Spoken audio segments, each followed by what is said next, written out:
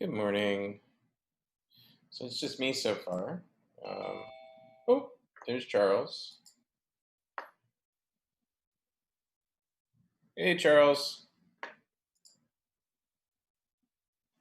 I can't hear you yet. You're on mute. So just us right now?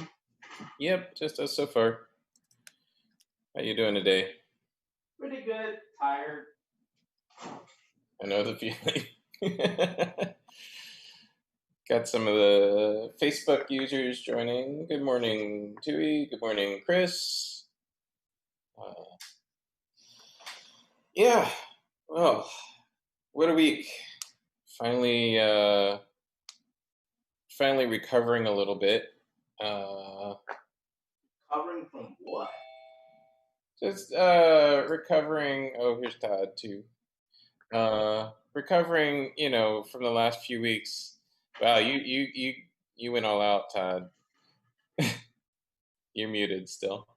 Spartan. You're muted, Todd. You're muted.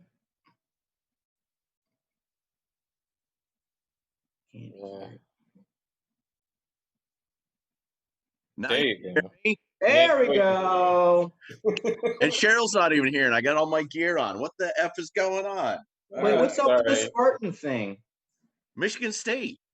I know, but what is there any particular reason why you're sporting your Spartan pride? Well, she does. Oh, I think I've seen her on more than one of these chats where she's doing it, so I feel inadequate in her presence as a Spartan baby. I did not go to school there. I was born there right after my parents finished going to school. In Lansing. Yes, East Lansing to be exact. Yes. Yeah. Good morning, Talala. I should probably change my shirt. Hello there. The same shirt I've been wearing. How is everybody? Good. 1 second. Oh, you can't use a freeze frame. What the heck's going on? What's that? Oh yeah, Come on. I gotta move the hair in the right spot, then I'll turn the I video doubt on. if you're that dressed up this early in the morning, or maybe you are. Whoa, put it back on. That's the thing, see? I might get a work-related call while this is going on. If so, I'll unmute and turn my thing away so you're not looking at me talking on my phone. Cheryl said via Facebook, "Oh my God, I can't make it today. Go green." Okay.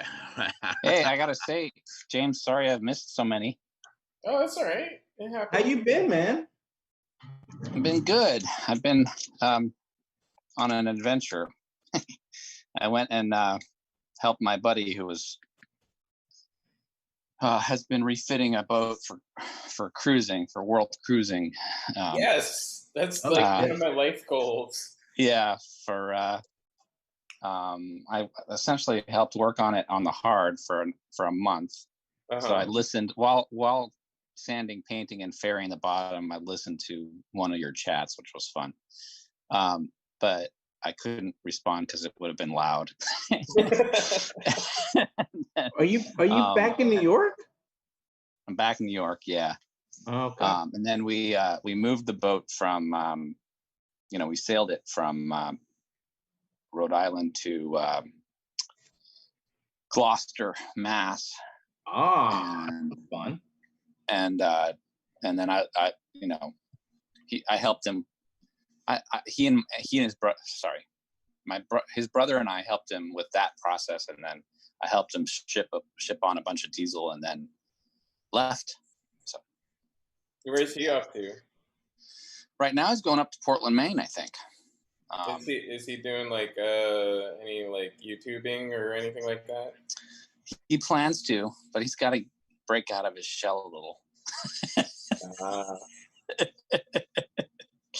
Well, if you want to hook him and I up, I can do a leg of his trip with him and YouTube it. Oh yeah, I would love that. Let me work on that. If you look on my Facebook, he's got a Facebook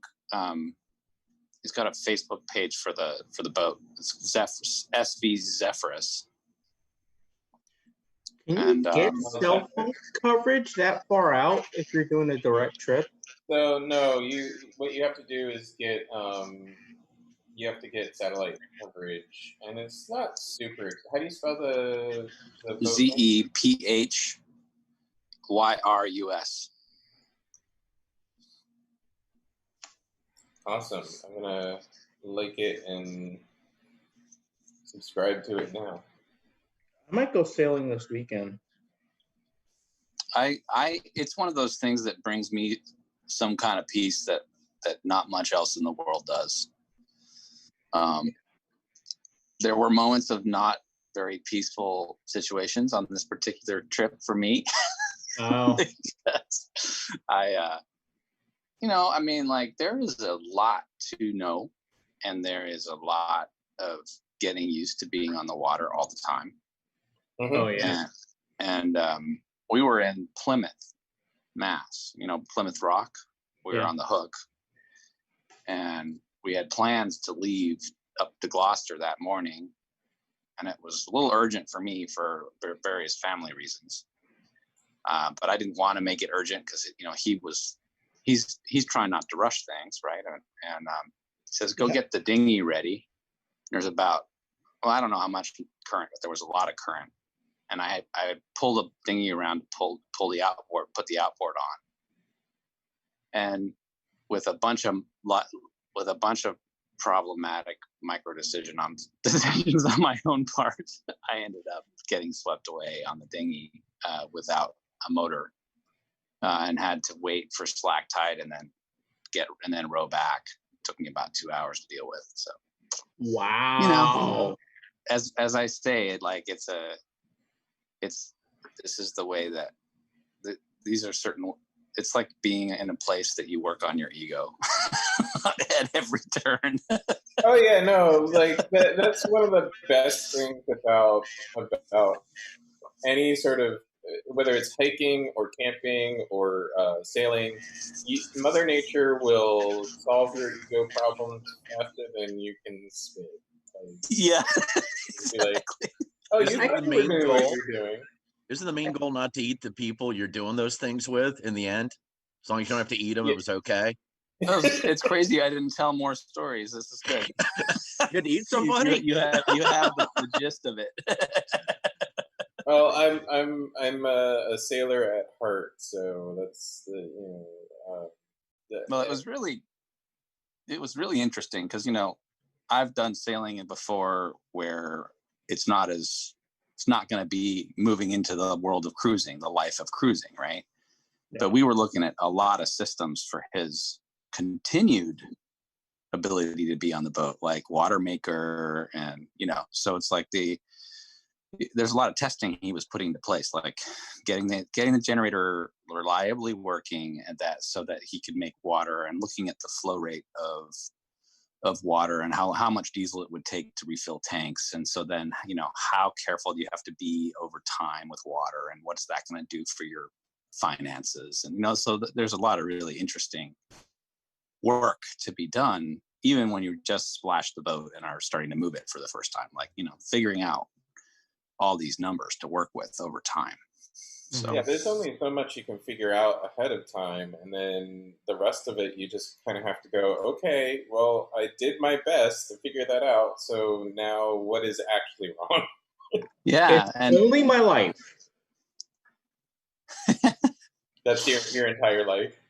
No, I'm saying it's like you're on the open water for a month, right? Like, oh, it's only my life. Only my life. Yeah. Well, and just to be clear, for this particular trip, we did it really slowly, and so we would go and the whole idea was to be as free as possible in terms of money, and because who has enough money to go dock at places or even pull up on a mooring ball? So we would go and find free anchorages, look at the weather, figure out whether or not it was going to be safe, and swing on the hook for a few days. And but we were learning a lot of new things about the boat and the anchoring system and the whole thing. So and some cool sides of this is that I helped him in 3D drafting in Vectorworks. I helped him design a new bow roller for the boat. It's an aluminum boat. He had that built, and so watching that bow roller deploy the anchor with no problems. You never had to touch it. It would just drop right in and pull right up. It was so perfect. Did you have to say, what's your vector, Victor? None of that. It was really rewarding. And then I helped him even on board. We were still doing drafting work because there's a day tank and there's no electronic. There's a lot of electronics on that boat, but there's no electronics saying where you are with diesel. And so we had to like look at the volume of the day tank and then split that up into into size for that particular sighting tube, and then draft to the most accuracy possible a graduation to put on there so you could see how much diesel you're using at any given point. But that's cool. I'll stop droning on and on because I could probably go on. That's all sounding a lot like when I ride my motorcycle, except I just got to get gas every 125 miles, so it's not Jay just same thing too. Yeah. I want to say hey to Jay. I don't know if he can hear us. I don't see him. Where's he at? Yeah, he's on the group. Hey guys. He's in Yeah, I low. hear you. Yeah. Oh, I'm in. No, you're not driving. For once, I'm not driving. I'm actually delivering. They have me in Hollywood, Maryland, which I did not know existed until today. Nice. So I'm going for a long drive later today, Jay. So I feel. What's a long drive? How many miles? I forget the total mileage. Probably about 270-ish because it's a 2.5-hour drive. That's nothing for Jay. That's That's half a nothing. day. That's half a day. Where are you That's going? pretty good. I have to go down to Maryland for a site visit on a lighting project. It's boring. It's the outside of a building. They want it to be all blue. I'm like, okay. What? Can Jay do that for you? He's down in Maryland today. Can he just handle that for you? Yeah, can you just swing by, take a couple pictures? Okay. As long as there's parking for a 53-foot trailer, I'll make it. Yeah, I was gonna say we pulled up for a lighting meeting in a big rig, and they're gonna be wondering what the You can be heck? like, I bring my tools everywhere, man. Right. Yeah. Paint a big strip club logo on the side just to mess with people's heads. Like, what is Jiggles? What do you think it is? Yeah. So, yeah, life is annoyingly somewhat starting to return to normal within COVID. I don't know. I don't know what to do. Like, there's work that needs to be done, and yet, people shouldn't be doing things in close proximity. How do you keep yourself safe? Yeah. Yeah. See So the numbers Wear out of the mask. Arizona, there's only like a few places worse than them in the coronavirus right now. Arizona, like Bahrain or something like that. A couple of countries I don't think about as much, are higher than I Arizona. love driving there. I love driving through Arizona and New Mexico. It's so pretty and it's so easy. It's like I-20 all the way to California. It's so sweet. Right. I describe it as my brother lives in New Mexico. And I Mhm. describe it as you have to drive an hour to everywhere, and you're basically on like a 2-lane highway with desert and mountains like in your view, and you're just driving like that. Yeah, that's my life growing up, my friend. yeah. I wish I was out there right now. My brother and nephews and sister-in-law and all them are out there, and it's been over a year since I've seen them, and I wish I could see them. So Take a trip, man. well, right now it's a little bit uncertain. I got a plane ticket I need to use. I bought for Christmas time, but I had to have some surgery, and you have about a year to use it. I don't know what Southwest is going to do if extending that or not. I don't know. I guess I'm just waiting a little bit more for plane travel, kind of thing. So what color are we on? We on magenta, orange, indigo? Are we plaid? In Philly, we're still in yellow. We didn't go to modified green. So. Oh, I was gonna say I'm Mexican, but mostly white. Yeah. Yeah. I like to say to Mexicans when I talk to them, "Yo soy un güero." I say, soy mexicano, soy un güero. I'm Mexican, but I'm light-skinned. Yeah. They look at me for a second. I'm like, yes, come on. My Spanish is so bad. They look at me and think I'm Mexican and then go, right? Wait. Hold on, guys. Hold on. Like, right. The first word exits my mouth and they're like, nope. Yeah. Yeah. That's funny. You and I both create confusion, James, because if I'm someplace and I start Can speaking I my ask whose Spanish, genius idea it was to put the dumpster right by the ramp? sorry, Jeff. That's always like every load in, every load in for every look at this. Yeah. I'm gonna run. Wait. Yeah. But I confuse the kids, especially, and other people when I'm sitting there, regular looking white guy, and then I start speaking Spanish, and then you're the opposite. They think you are, and then you can't so well. So yeah. Yeah. Confusion amongst it all. Right. And then, what really confuses people is if I jump back and forth between Spanish and German and then English. Yeah. I could see that. Yeah, I can only speak English somewhat poorly, and then that's about it. I try so hard though. Like I've studied Japanese, I've studied Spanish, I've tried to do a little bit of German. It's just my Spanish is getting to the point where I can understand it without much of a problem, but speaking it is just impossible. I don't have anybody to practice with speaking, and I don't have any native Spanish speakers to speak Spanish with on a regular basis. So my enunciation and pronunciation never gets corrected, and so it's just what I hear, and apparently I'm not good at that. Do you use Duolingo? You ever use Duolingo? I use Memrise. Because I actually learn better through that system than Wait, which one's Memrise? Is that the cards basically, flashcards?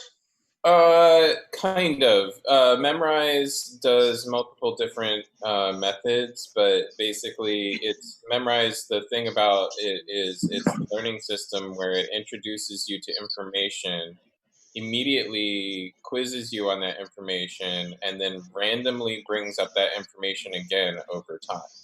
Yeah, it's spaced repetition. Right. Yeah, Pimsleur's good because you can do it while you're driving, but not unknown driving routes. Like if you're driving to work. How does Pimsleur work?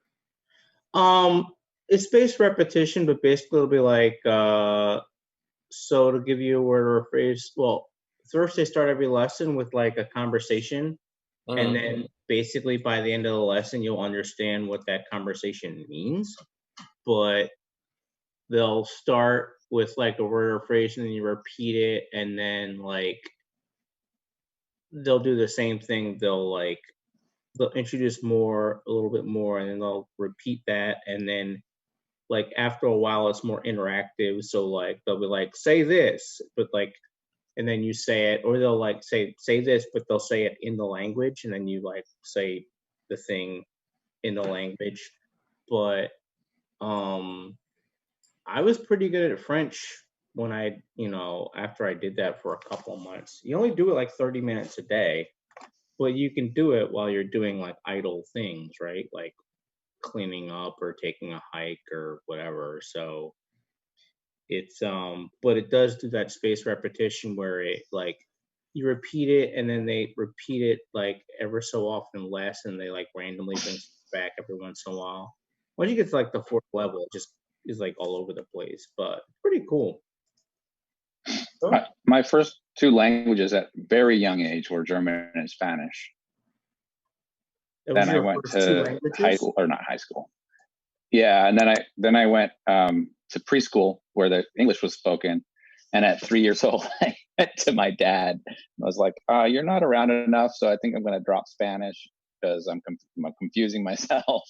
Mm-hmm. And what happens though is at 3 years old, you could have learned about 3 or 4 languages simultaneously, because if you think about it, I was a dumbass. Yeah, none of us are born speaking any language other than wah, wah, wah. So our brains are conditioned to learn. And I've taught preschool for a number of years with 3-year-olds, and a lot of them, their families had just come over from Mexico, and I, spoke Spanish so I could help out. But it's amazing how quickly they can learn. And they say the natural thing that happens, because every country but ours puts teachers on a pedestal.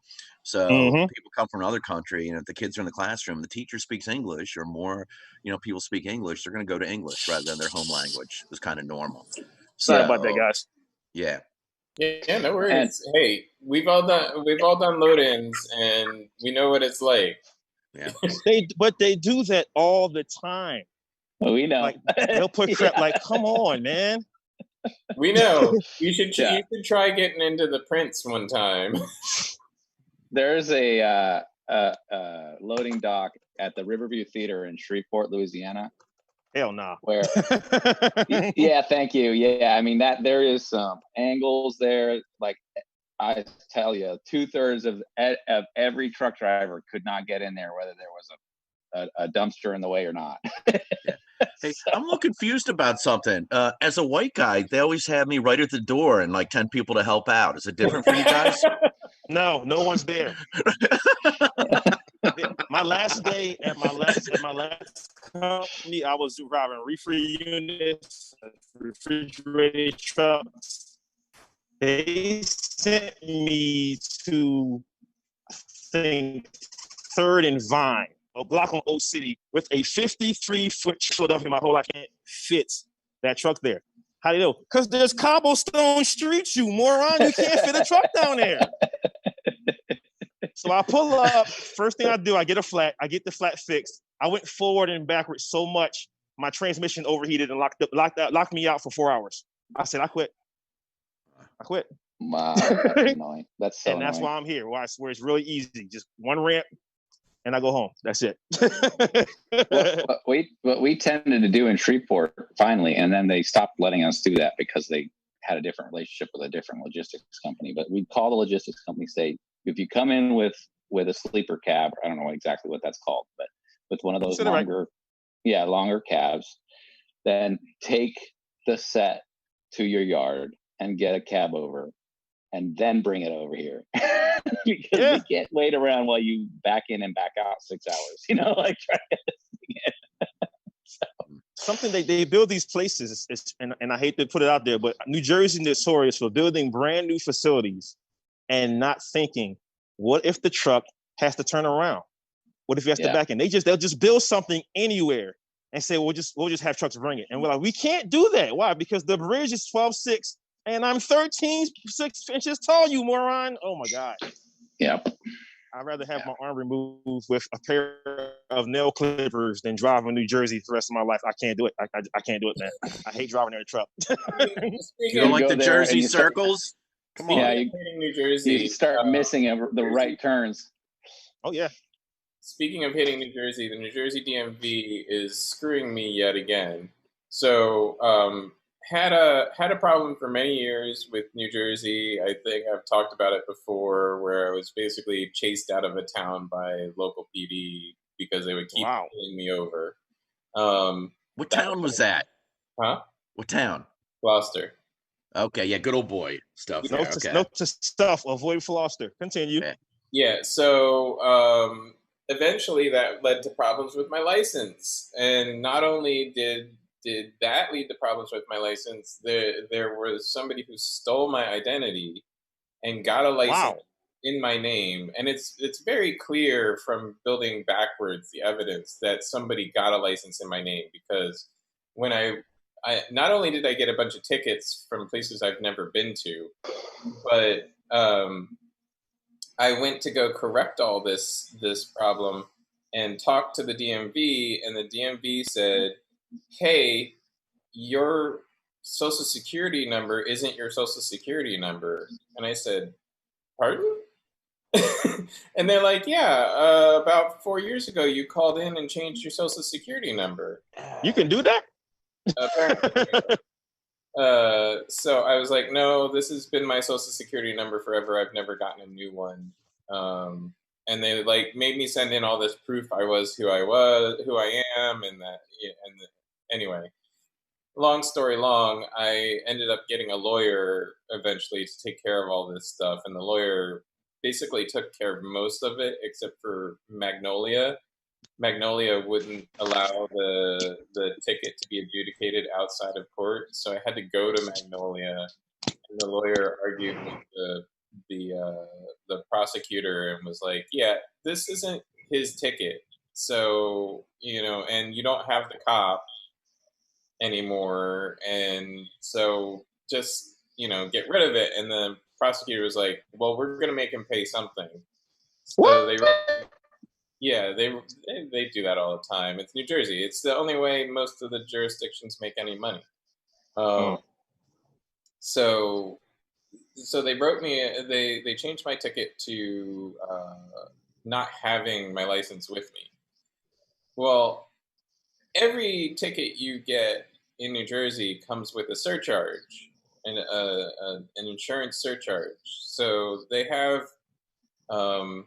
New Jersey has uninsured motorist coverage for everyone. It's universal. So if you get in an accident in New Jersey and the motorist is uninsured, your insurance company places a claim against the uninsured motorist policy that the state has.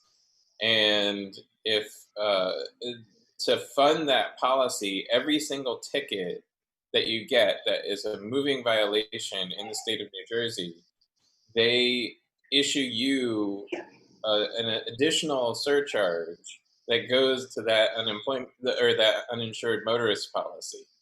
Wow. So, after settling all the tickets, I had and paying, I forget, I think it was $20,000 for the lawyer to take care of all this stuff. Jesus, $1,000? Oh yeah. No, and you're saying it like you just bought some Now-Laters in a Snickers bar. It's just $20,000. Oh, okay. Yeah. Wait, so you had to spend $20,000 because they fucked your shit up because someone stole your shit? Oh yes. Oh yeah. And then did that come with that person's home address? Because I definitely want to talk to that person that cost me $20,000. I wish. James, hopefully you learn from all that the next time you just listen to the police and comply with their orders, okay? Right. Yeah, because that always works. So aside from that $20,000, aside from that, New Jersey, the uninsured motorist policy, the DMV charged me an additional $5,000. Which, if you pay it on payment plans, is actually triple. So I just paid it. My wife helped me pay it. And I've been paying her back, but we just laid out another $5,000. And then now, yesterday, I just got another letter, and they want another $100. Is your wife going to give it to you? I would give it to him in 1965 pennies in person, just to be an asshole. I haven't decided what to do about it. And I would glue all the pennies together. Like, it's still money. It's still your money. I think they don't technically have to accept that. I think there's been some kind of things on that say, nah, you can't come dumping a bunch of change on our counter, whatever. I wouldn't dump it. Yeah. I would place it. I would place it. Yeah. Place it. All little stacks. There you go. You need just look at the statute, and whatever denomination is the lowest that you can bring it to them in, you just do that. I think they do something like they say, oh, great, you just put all that change there. Now prove to us how much it is. Like, count it or whatever, I think they try and do that kind of stuff or something. It's got to be rolled up or whatever. Yeah. Anyway, so my wife went to Rutgers, and I was just blown away by the intrinsic bureaucracy of a mafia nature in that state. It's just it's incredible. Hundreds of movies can't be wrong. You can tell me South Central Los Angeles isn't that bad. Listen, there are a lot of movies that dispute that, and I've seen most of them. So I'm not hanging in South Central Los Angeles. Nope. It's not that bad. But see, the fact that bad's in there is a problem for me. Jersey has so much good old boy stuff going on. I used to work when I was pursuing acting in Philly. I worked for a cell phone store over in Deptford, and the guy that owned this cell phone store was kind of like the little connected guy in town. Like, he paid for the Deptford Police's hot air balloon sponsorship, and he knew the chief of police, and he got together with him and all that stuff. And we had one guy working at the store, and he was just fully involved in his alcoholism. And one night he was in this town, and it's actually Westville, right next to Deptford there. And he was drunk as shit, and he was driving his car. He had hit a curb. He was driving on a rim. Sparks were flying. He got pulled over by the local cops, got taken to jail because he was way over the legal limit. And the next day, our boss just talked to the chief of police and let him out with no problem, nothing. Good old boy stuff. You know what I mean? Yeah. Like, So your Most boss of the is like countries boss like hog. that. Ain't like that for Countries are me. like that. Which is why I drive like a pump. right. Yeah. 9 and 3, buddy. Yeah. There you go. Yeah. Not that that matters. I could be, yeah. Go ahead. Well, that's true too. But like I've just noticed, even dealing with the bureaucracy at Rutgers was like dealing with, it's like it's mafioso mentality with paperwork. Same at every New Jersey college. You make sure you got a cover sheet. If I don't see a cover sheet, I'm concerned. Uh-oh, he's concerned. I saw the Irishman. That's not good. If only Al Pacino would just listen to that movie. Just listen, Al Pacino. Come on, man. What what amuses me though is like we can all recognize the egregious nature of systemic problems in New Jersey, but then you point out the same systemic problems in other places, and people are like, "No, that's not true." Like, did you all hear about this 16-year-old girl who stole a machete, stole a knife from Walmart, called an Uber driver, and then stabbed the Uber driver to death and stole his car? I heard about it. I didn't know just a little what the excessive. was. So the post that I found out about this on, she probably still got charged by Uber. That's the bad thing. You are in rare form today, man. You're on fire today. So the post I give him 5 stars. 5 stars. 5 stars.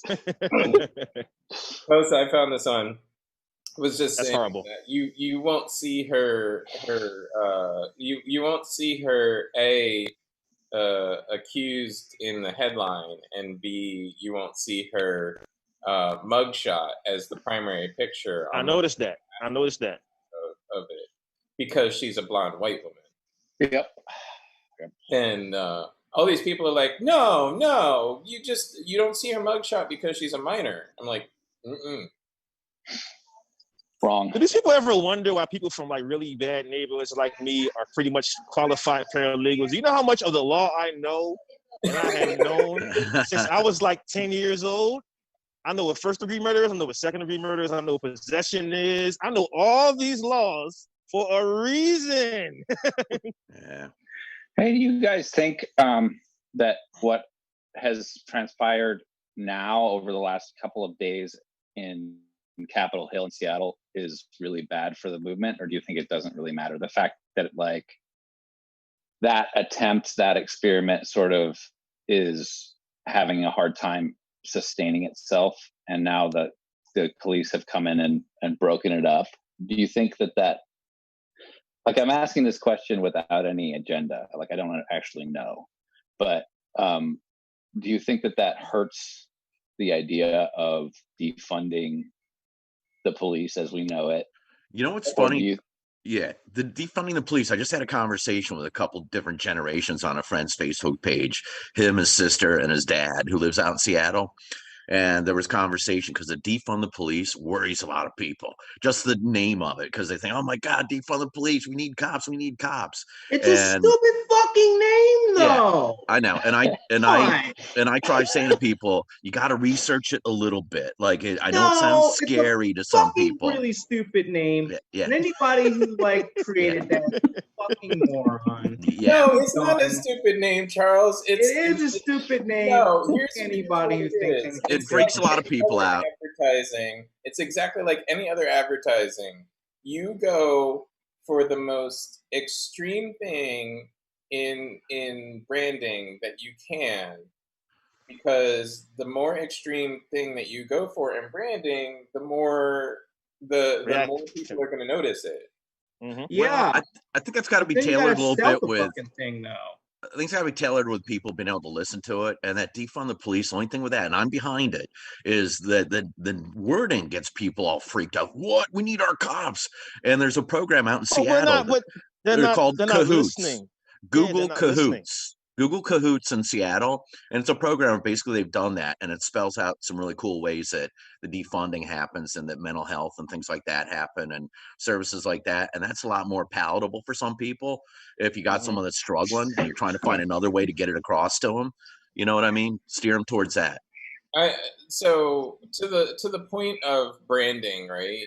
NPR tweeted out the Declaration of Independence.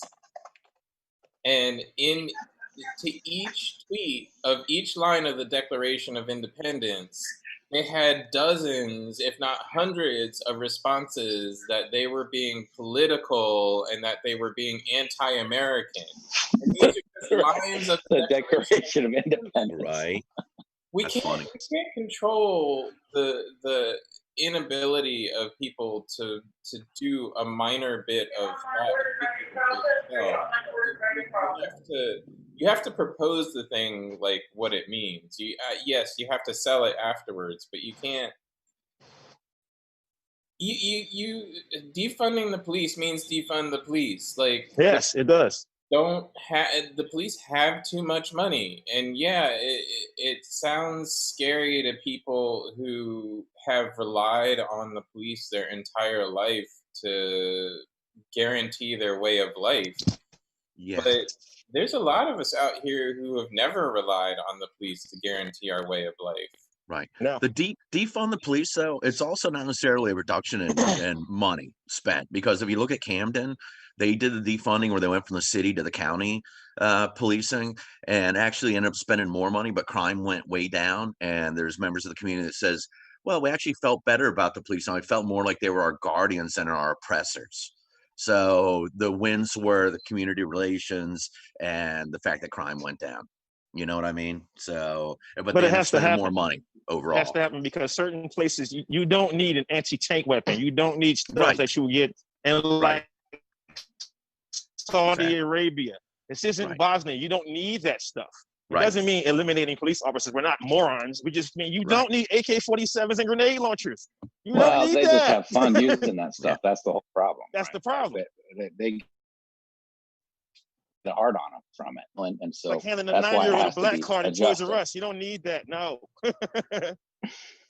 And so to bring it back to my question, I wondered if you guys have looked at that yet. What happened at the Chaz at Capitol Hill in Seattle over the last couple of weeks? I haven't, full disclosure, looked at it enough to really make an opinion. I was just wondering if you guys understood more than I did. I got to leave here in a minute, so I'll just leave my thought on that. I think it's just going to be fodder for the far right to, oh, look how it failed. It can't work. Those socialists, those communists, those Marxists. That's what's going to be mostly.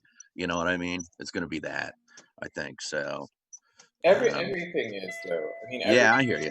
I got to take off, everybody. You have a good one, okay? Okay, bro. Good seeing you guys. All right, bye-bye. Bye-bye. Everything becomes fodder for, however you want to spin it. Hold on, guys. Hold on. Your political views are, people spin they spin the coverage on stuff to, support their point. And the right is far better at the spin game to me than the left has ever been, or progressive has ever been. But yes, they are. They're much fucking better. So why don't we get better? Like, why don't we get better at spin?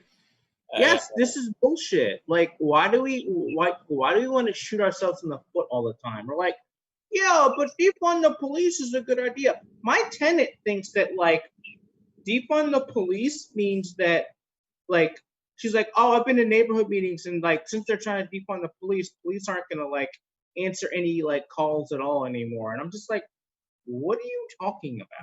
Like, I don't know.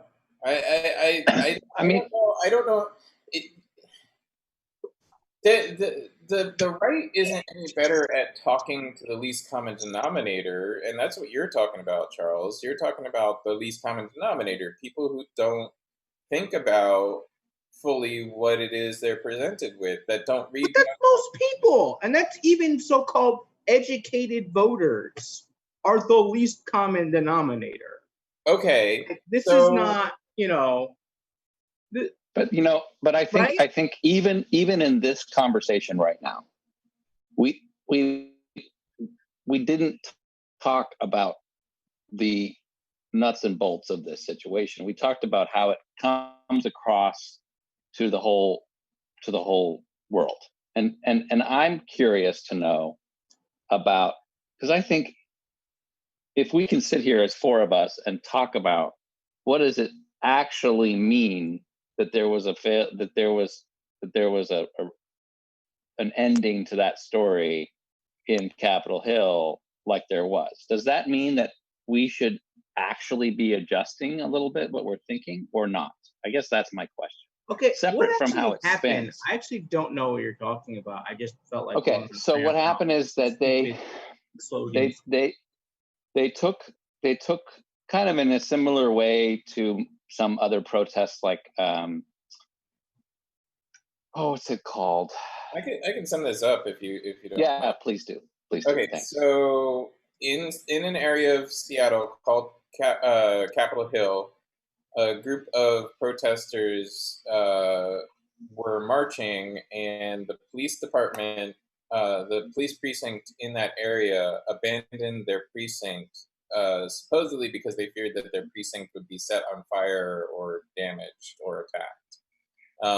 So the protesters set up barricades at key entry points to the entire area and basically excluded the police.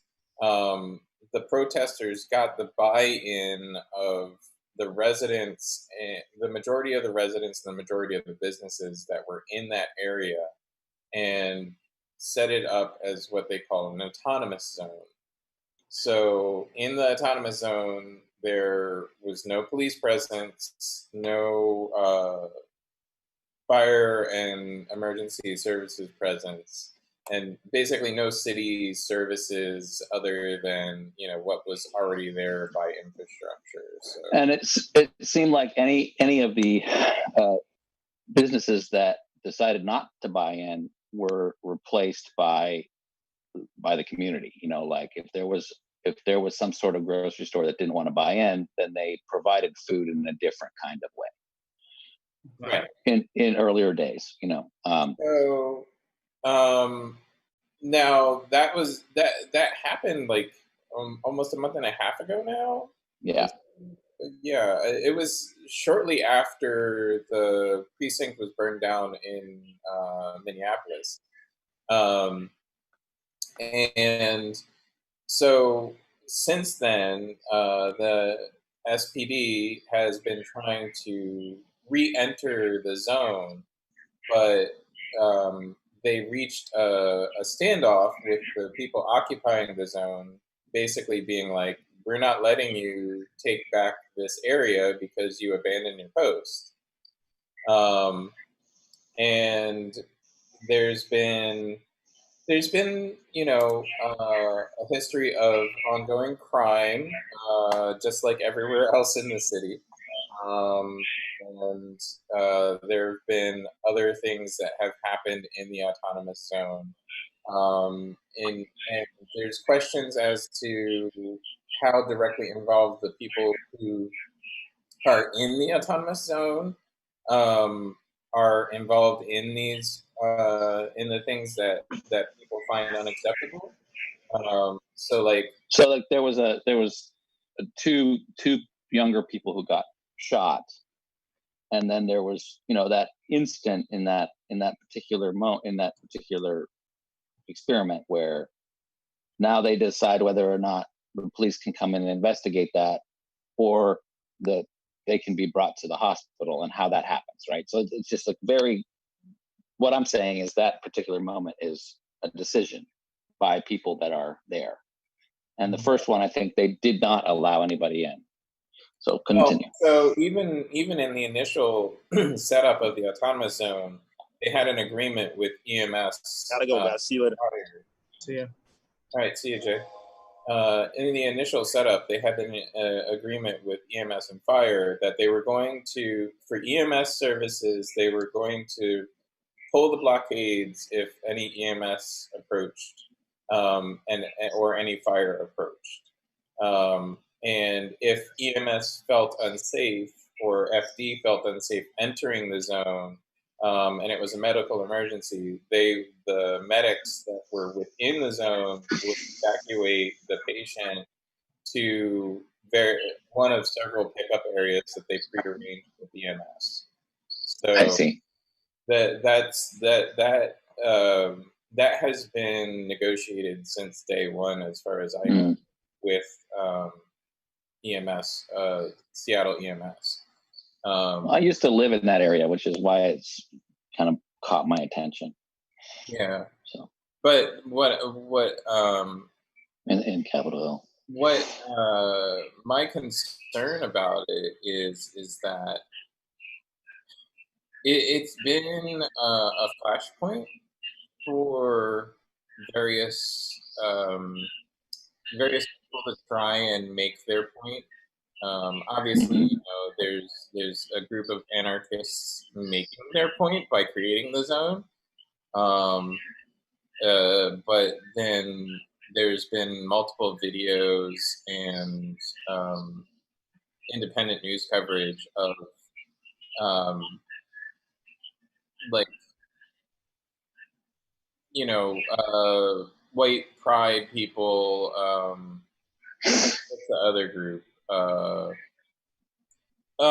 Anyway, but people who have a negative view of the group that were protesting initially coming into the zone, because it's not the borders of the zone aren't policed. They just have barricades set up and citizen guards. So the citizen guards aren't trying to keep anybody out except for police.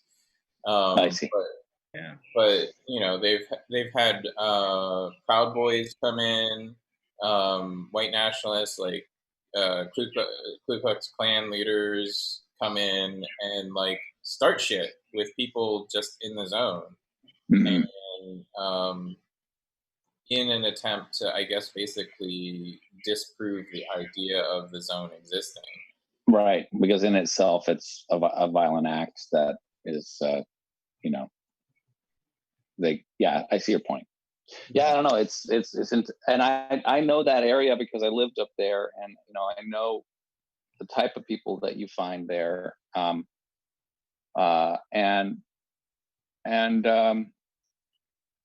I think it was a very interesting thing that they did, actually. I don't actually have any. I don't think that I think that it's good that they did it. It's just I wondered, like anything, if that made anybody augment or adjust the thought process when they had those troubles at the very end there.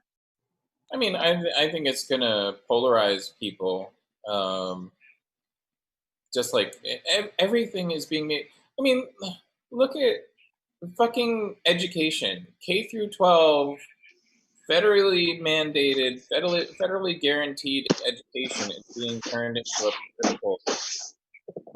How do you turn sending kids to school into a political issue? Like, yeah, it's crazy. It's infuriating. A moment on the K through 12 issue. They're talking about, we need to send kids back to school because it's important for the psychological well-being, blah, blah, blah. And I'm like, I'm doing the numbers real quick. Sorry? It's more important for the parents. Oh, yeah, it is. Because parents are going fucking crazy.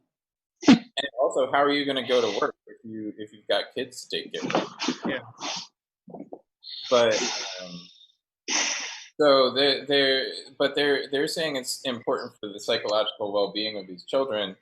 And doing the numbers real quick, like, okay, like let's say the best case scenario, like from the data that we've collected, is about 1% of kids under 18 who catch the virus die from it. So if you're looking at a 1% death rate, and that's just best case scenario. There's no good numbers where like they've studied kids under 18 because they try not to do that with a deadly pathogen. But 1% dies. The average class size in the U.S., the average grade in across all schools in the U.S. from K to 12 is 250 something. Mm-hmm. So on average, you're going to have at least 2 deaths per class year per school. Yeah.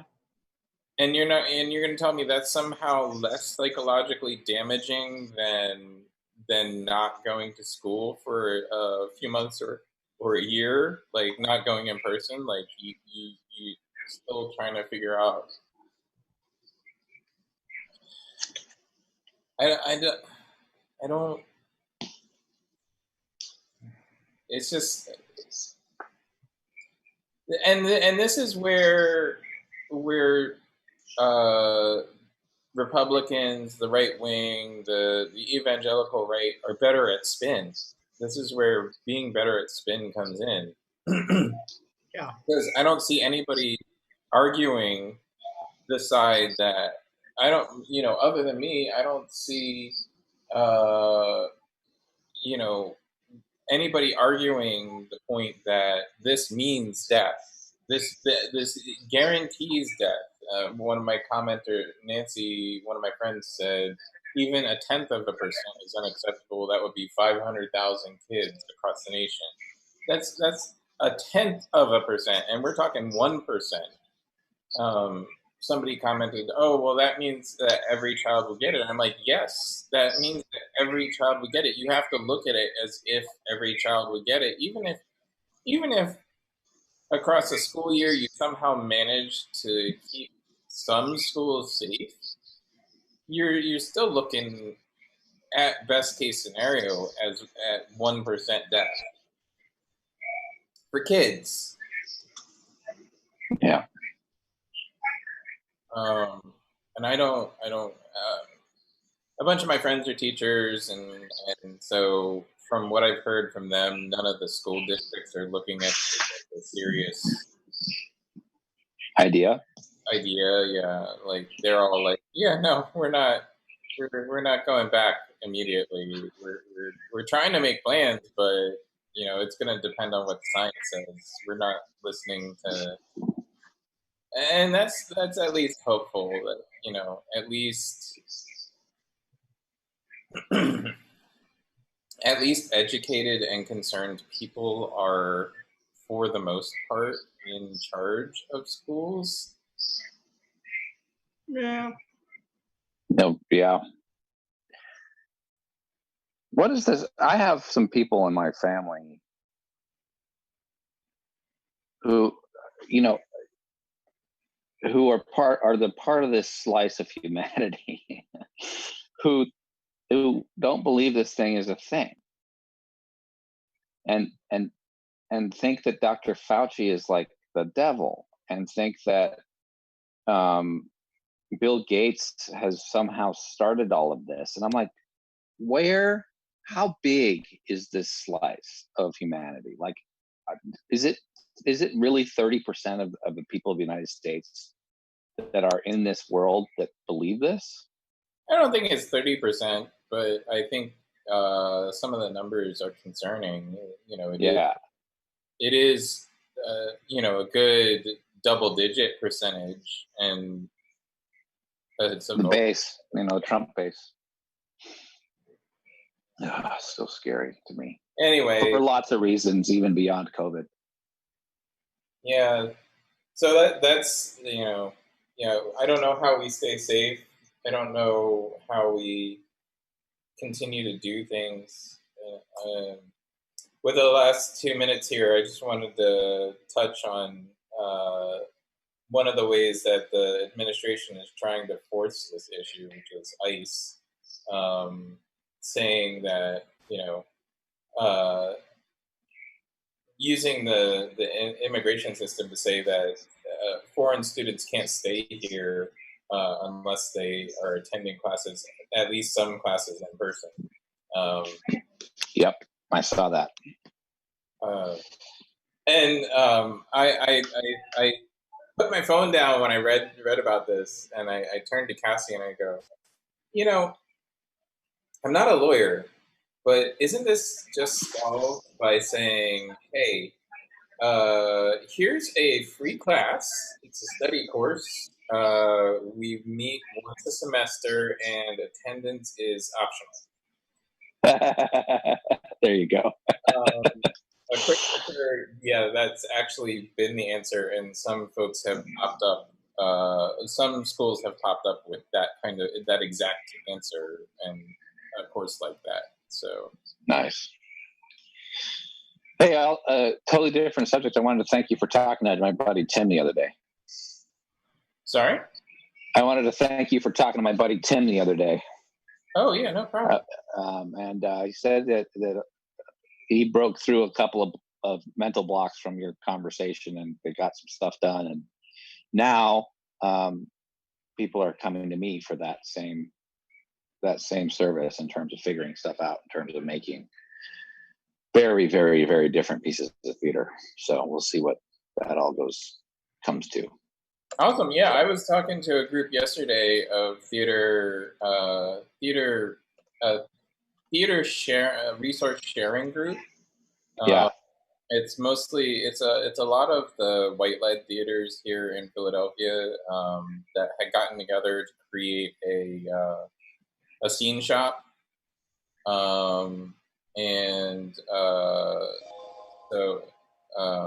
Bye, Charles. They had gotten together to make a scene shop, and now they're working on things to do in COVID world where we can't actually have performers in the same space as audiences. So, yeah. But yeah, I've gotten a few requests for that. I'm hoping that people, the technology isn't simple, but nope. But it's there, and I think it's doable. I'm about to get sent a bunch of cameras from a university I'm going to be working with. I'm going to start to do some testing. Because what it's looking like is it'll be within campus. The performers will be all within campus, but that not they can't have too many people in the same room. And what's weird is it's very fluid in terms of what the administration is going to allow in terms of numbers between people and stuff like that.